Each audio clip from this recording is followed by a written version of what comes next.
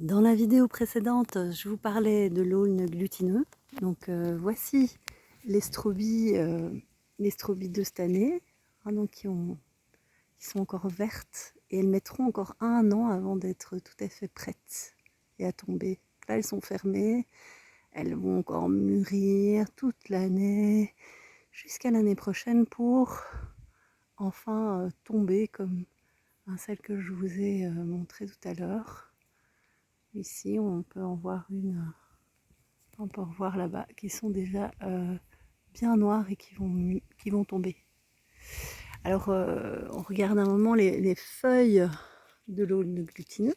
Alors déjà, on voit ici aussi, c'est intéressant, un peu comme chez les noisetiers, hein.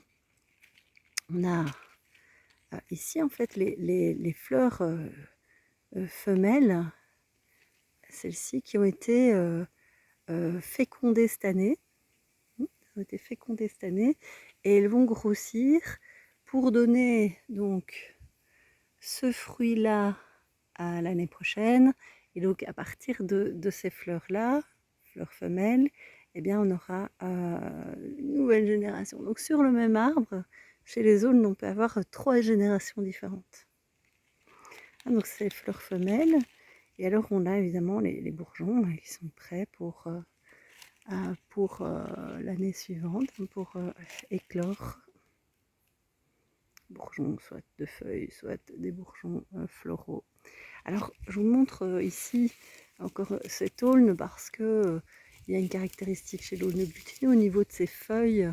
Vous voyez à la base de la feuille, hein, vraiment ici, tout en haut, plutôt, hein, au sommet de la feuille plutôt, il y a comme une dépression.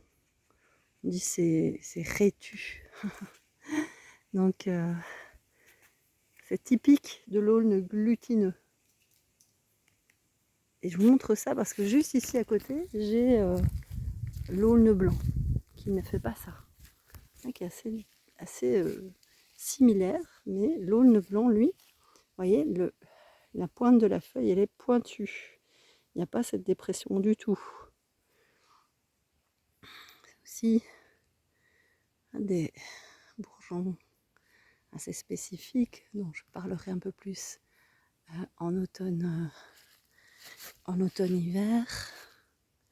Voilà, et celui-ci est jeune, donc il n'a pas de fruits.